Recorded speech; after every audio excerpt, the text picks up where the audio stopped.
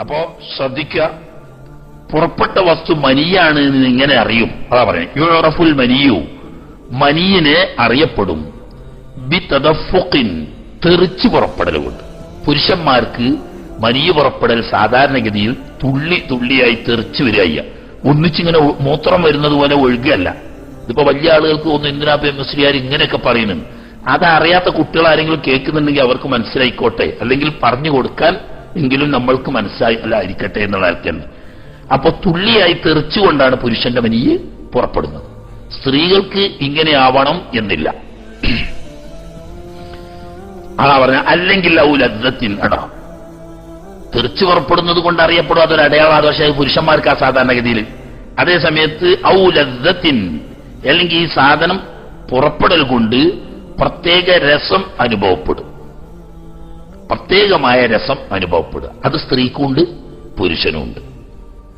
അപ്പോ രണ്ട് ലക്ഷണം കൂടി ഉണ്ടായിക്കൊള്ളുന്നില്ല, രണ്ടാലേതെങ്കിലും ഒരു ലക്ഷണം ഉണ്ടാകാൻ മതി. ഉദാഹരണം, സ്ത്രീക്ക് സ്ഖലനം സംഭവിക്കുന്നു, ലൈംഗികമായ വികാരമോർച്ച, അതിൻ്റെതായ പ്രത്യേക രസം അവൾക്കും അനുഭവപ്പെടും. പക്ഷേ പുരുഷനെ പോലെ തുള്ളികളായി തെറിച്ചു വന്നുകൊള്ളണം എന്നില്ല. അപ്പൊ ചിലർക്ക് സംശയമുണ്ട്, സ്ത്രീക്ക് ഇനി പുരുഷനെ പോലെ സ്ഖലനം ഉണ്ടാവുമെന്ന്.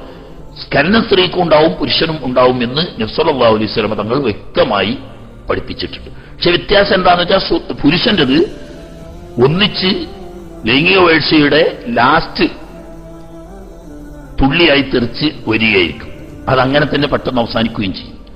അതേസമയത്ത് സ്ത്രീയുടേത് അങ്ങനെയല്ല, ലൈംഗിക മൂർച്ച തുടങ്ങി ക്രമേണ അത് അവസാനിക്കുക ചെയ്യും.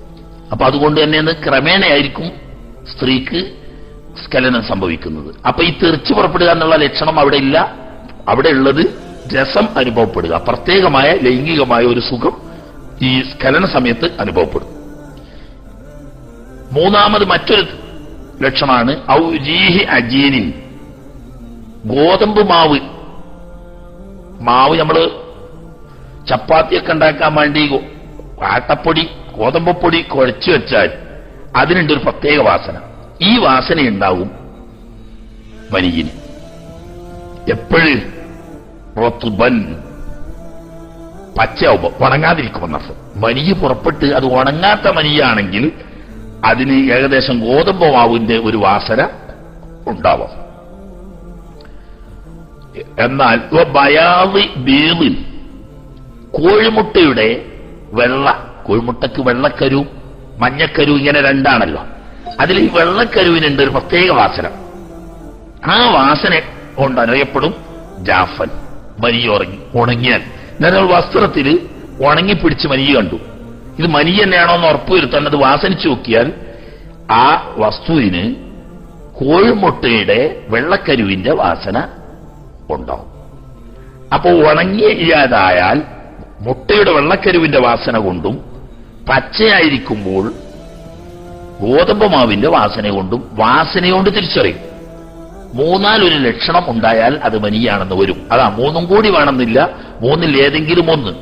ഒരു പക്ഷേ തുള്ളികളായി തെറിച്ചു പുറപ്പെടുക, അതല്ലെങ്കിൽ ഈ വസ്തു പുറപ്പെടുന്ന സമയത്ത് ലൈംഗികമായ പ്രത്യേക സുഖം അനുഭവപ്പെടുക, അതല്ലെങ്കിൽ രണ്ടാലൊരു വാസന, പച്ചയാവുമ്പോൾ ഗോതമ്പ് മാവിന്റെയോ ഉണങ്ങിയതാണെങ്കിൽ മുട്ടയുടെ വെള്ളക്കരുവിന്റെയോ വാസന വരിക.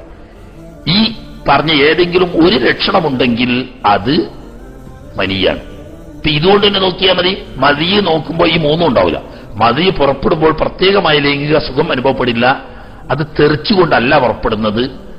അത് തന്നെയല്ല ഈ പറഞ്ഞ രണ്ട് വാസനയും അതിനില്ല.